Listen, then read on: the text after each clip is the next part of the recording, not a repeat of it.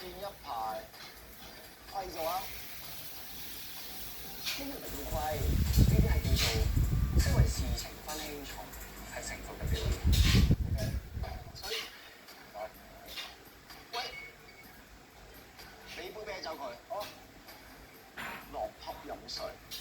成熟嘅男人，使唔使嗌杯熱鮮奶俾你咧？我有想法喎，你啲成熟嘅熱鮮奶啊，唔該。成熟嘅啤酒，好。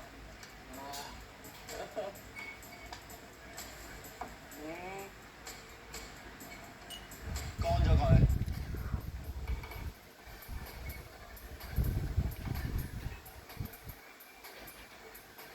啊！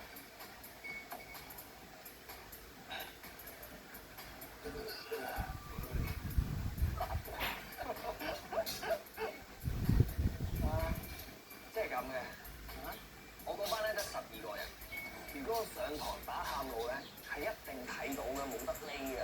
我仲要舉手去答問題，攞嗰啲叫咩啊？反應分啊！我要有反應分，我先畢到業㗎。你都唔想睇我畢唔到業啊？你淨係掛住啲反應分，你個人咧可唔可以俾翻少少危機感咧？即係咩？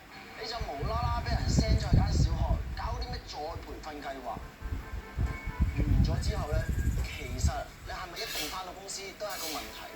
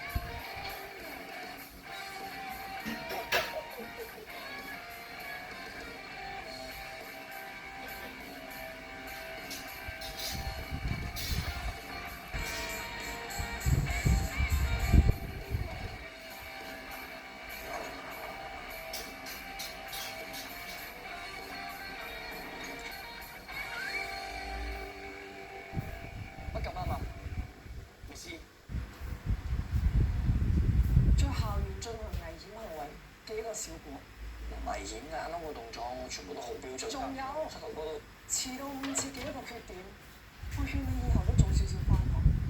你真係唔驚得唔到意？你連校服都冇着啱喎。係啊，今朝趕時間啊嘛。咁大個人提前1晚準備到校服係常識。成陣走除涼都唔沖，你真係唔驚影響到其他同學？以後翻屋企沖個涼先啦。聽日叫你家長嚟見我。咁快見家長幾時？使唔使我親自打去你屋企 ？OK。嗱，你話要見㗎咋？跟住1點半到校務處揾律師就 OK。Yes, ma'am。